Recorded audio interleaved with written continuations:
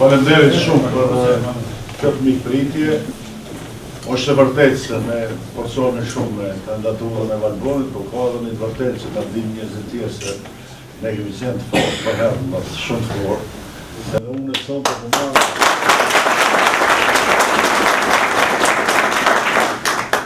sinqerisht vetëm si çështje respekti. Do thonë e dini për gjë, jam tubimet e mëdha në për qytete, po jo rastisht edhe ndosa që të kemi edhe një takim me ju në mars dhe të përcjellim një atmosferë jashtëzakonisht pozitive që zhvillohet. Shumë bukur e ka Valboni, ne si popull besoj jemi ngritur në konkret që të bëjmë ta çojmë kështu fundose. Për shkak se këto 15 vjet ndoshta ishin vitet më të këqija të shqiptarëve. Me fol drejt s'mund krahasohen as me kohën e prosperitetit. Ata s'kan pas në një pushtet mirë, po individ funksionar të PPD-s atëherë kishin forcë me zgjidh disa probleme. Kjo asnjë problem nuk mund të zgjidhet. Mendoj se është një fat i madh për shqiptarët e Maqedonisë, që Maqedonia është një kaos shumë të madh. Raportet mes partive maqedone janë shumë të këqija, shumë prishura. Bashkia ndërkombëtare ka një shkop që e mban gati në Maqedoni, dhe kjo është blokada ekonomike që mund të vijë Maqedonisë nëse nuk ndryshon qeveria dhe nëse nuk ndryshon vota me 11. Po besim të madh se kjo do të ndryshojë vota. Shqiptarët do të dalin me një forcë të fuqishme te këtyre zgjedhjeve, siç është Partia Demokratike Shqiptare. Unë jam gati edhe me program edhe me platformë që ato çështje që i kemi premtuar publikisht t'i realizojmë. Nuk ka rrugdalje tjetër.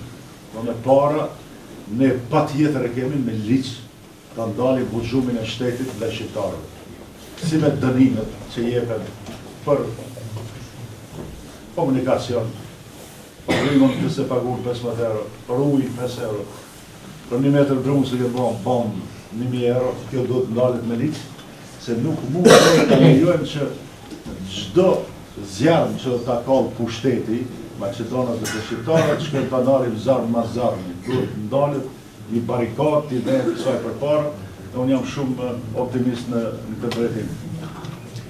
Çështjen e buxhetit të shtetit që e kam përmendur dhe përmendë vazhdimisht, e keni pa, kanë marrë kretëve ata tjerët edhe partitë tjera. Po ka një rregull, librën kur e shkruan të busha e mësuesit që e shkruan librën, ai duhet të jetë ligjëruesi i asaj libre, nuk mund të jetë kusht çfarë bëhet. Në sigur se ata si kuptojnë në gjanat elementare të buxhetit. Ne me milimetra i kemi nda situatat me buxhetin dhe kjo 30% në buxhetit do të përdoret vitin e parë që me sjell ekonominë tonë zero shqiptarëve. Nuk jap premtime se viti i parë do të jetë që ne do të rrezojmë në ekonomi. Viti i parë do të jetë ekonomia zero. Ndalen dënimet, marrin krejt shqiptarët që u takon ndihmë sociale. Krejt shqiptarët që u takon marrin pension.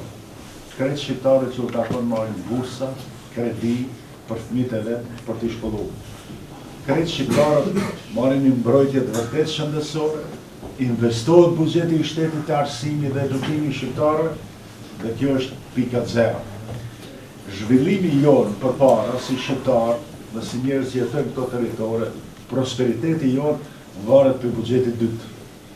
Buxheti i dytë duhet përdoret për infrastrukturën ku jetojmë ne, të bëjmë rrugën si duhet, kanalizimin si duhet, rrymën si duhet, dhe të krijojmë kushte që investitorët e huajt vinë të investojnë në zonat ku jetojmë ne, të hapin fabrika, zonat lira ekonomike, kështu me radhë, dhe atëherë ne krijojmë mundësi të punsojmë me mijë të ri për një herë.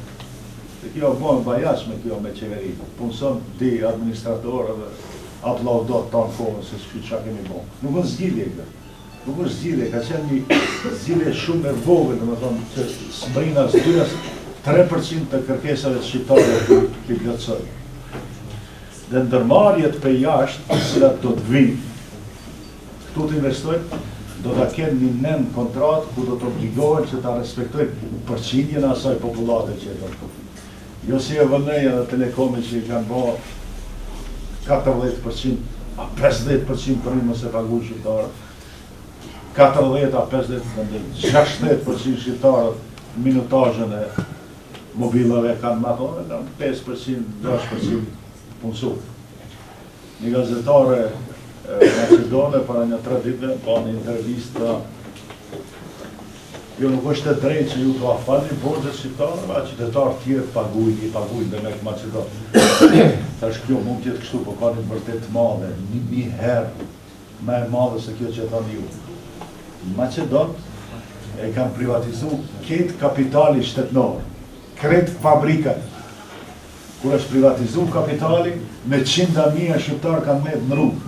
Dhe i kapitali me miliarda euro ka shku të Macedonë. Dhe pëdësheja parashet taksët 75% ati kapitali.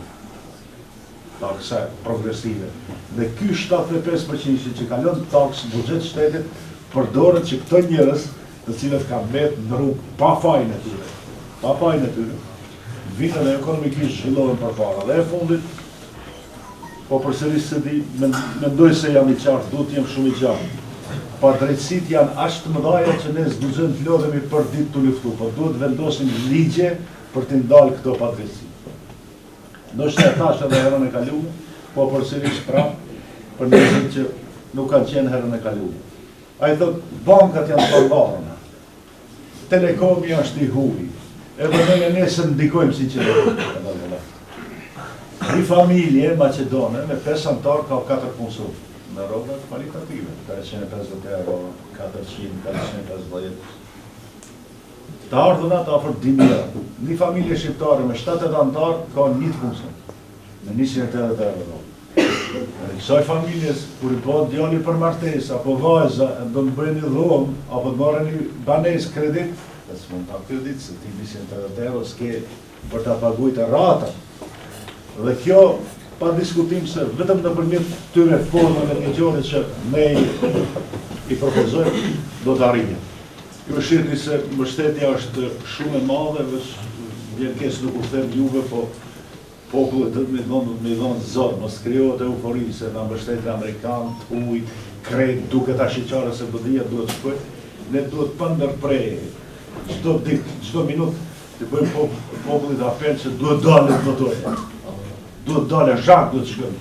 Votojmë se ajo e kreu punë. Që çfarë mbështetjesh me në ardhmë të këtë dunjas, populli është ai i fundit që vendos vulën, pa kur farë diskutime. Dhe besoni se jo vetëm për PDSH. U kam përvojë të madhe 25 vjet në politikanë, më me përvojë shqiptar këtu. Unë e shoh se dielli ato dalin, vetëm na duhet të hecim deri në 11:00 ora 7. Se sigurisht e keni ndjekur. Kur i thash Gojësit në Alsat se ti se mbohesh asnjëherë, nëse unë e fitoj, ai ma kthej se ti e keni ndjekur. U tha Maqedonëve votojnë 63 se probleme keni. Edhe realisht, e thash edhe sonte në Batincë. Ne bashkërisht po apelojmë të votojnë PDSH t'i kalojë 15 deputet, jo zënës kryeministët. Kryeministët s'kan ku shkojnë. Gjendjen e kryeministit do të jetë shqiptar. Se na ka kriju një bindje tillë Alia dhe BDI-ja, se ata shumë të fortë janë nëse. Kush janë? Kush janë Gruevski, kush janë Zair, kush janë Macedon, kush u rrin aty në mas, kush i përkrah ato. Vetëm Alia ka mundësuar që ata të dalin të shumë të fuqishëm. Buk nuk ka të hapë. Nëse Macedon nuk janë të gatshëm të bëjnë kompromis me shqiptarët më një herë me Divulletin, me PDSH, kompromisin për këtë program, po buk nuk ka ta. Është i shkatruar komplet buxheti, komplet ekonomia. Borxhet që kanë hyrë në Bankën Botërore, Bankën Evropiane, Fondin Monetar, katastrofë. Edhe blokada, se po flas fitoria PDSH-s, vërtet të shkaktoi krizë etnike, krizë politike, nuk do të bëhet qeveria. Ama për atje veç dhe përsaftë, u nalën fondet e Unionit Evropian, u nalën fondet për bujqësi, Banka Botërore nuk e më kredi, s'kam ku shkoj, nuk kam ku shkoj. Faleminderit shumë që më të gjithë.